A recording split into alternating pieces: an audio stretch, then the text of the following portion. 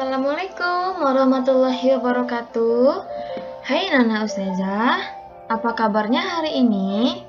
Nah, hari ini kita akan belajar tema 7 subtema 1 dengan materi teknologi produksi pangan bersama Ustazah Yola. Tujuan pembelajaran hari ini yaitu siswa mengetahui pengertian dari teknologi pangan. Kedua, siswa mengetahui tujuan dari teknologi pangan. Ketiga, siswa mengetahui manfaat teknologi pangan. Nah, anak-anak ustazah, pada pernah nggak antum makan tempe, keju, minum susu, atau makan yogurt? Nah, makanan-makanan ini merupakan hasil dari pangan. Nah, apa itu pangan? Apa anak-anak ada yang tahu? Nah, pangan adalah kebutuhan pokok manusia yang biasanya berasal dari hewan atau tumbuhan yang dikonsumsi manusia untuk memenuhi kebutuhan sumber energi. Nah, sedangkan teknologi pangan itu apa? Nah, teknologi pangan adalah penerapan ilmu pengetahuan untuk mengolah bahan pangan. Dengan teknologi pangan, bahan pangan dapat tersedia untuk waktu yang lama.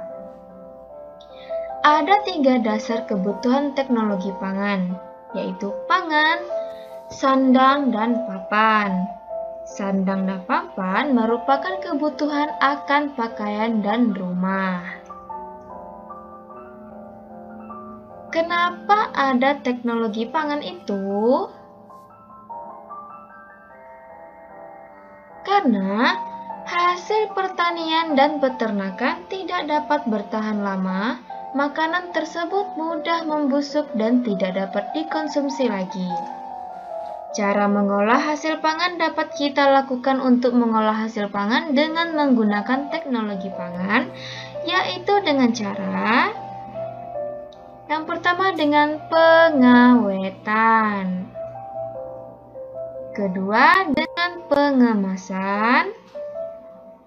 Dan yang terakhir yaitu penyimpanan.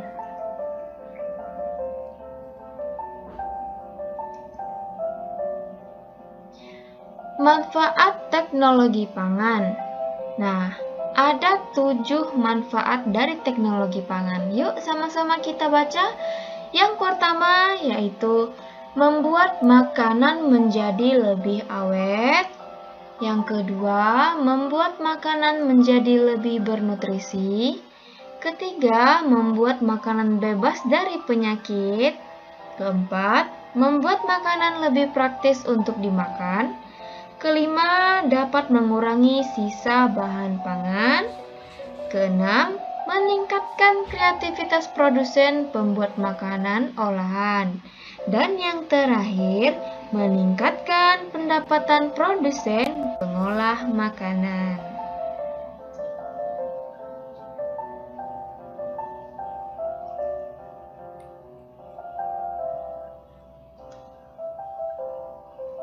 Contoh hasil teknologi pangan dari tumbuhan. Yang pertama dari tumbuhan singkong. Nah, ada hasil yang berupa keripik singkong dan tepung tapioka. Selanjutnya dari kedelai. Nah, hasil dari teknologi pangan kedelai yaitu berupa tempe, tahu, kecap, susu, dan susu kedelai.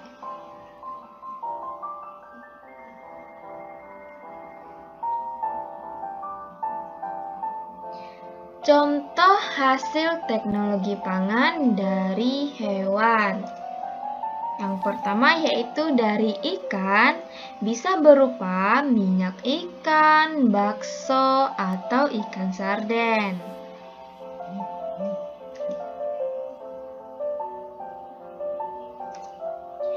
Kedua dari sapi, Hasil teknologi pangan dari sapi bisa berupa sosis, bakso. Selanjutnya dari susu sapi, yaitu bisa susu, keju, yogurt, mentega. Nah, dari ayam bisa berupa bakso dan menjadi sosis. Nah, yang terakhir contohnya yaitu telur bebek. Nah, bisa menjadi telur asin. Inilah contoh hasil dari teknologi pangan dari hewan. Tujuan dari teknologi pangan dilakukan agar bahan pangan selalu tersedia. Bahan pangan harus selalu tersedia karena kita membutuhkannya setiap hari. Agar selalu tersedia, dilakukan cara teknologi pangan yang terdiri dari cara mengolah, menyimpan, mengemas, dan mengawetkan bahan pangan. Dengan teknologi pangan, kita dapat memperoleh makanan dan minuman baru.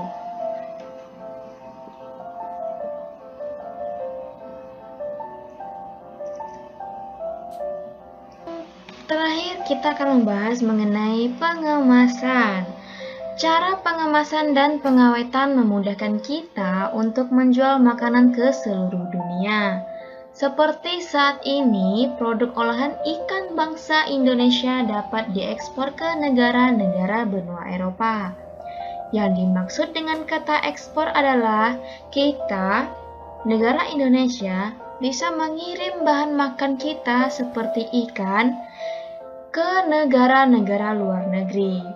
Untuk itu, dikembangkan teknik pengemasan yang aman. Salah satunya adalah pengemasan kedap udara yang dapat membuat makanan menjadi lebih tahan lama.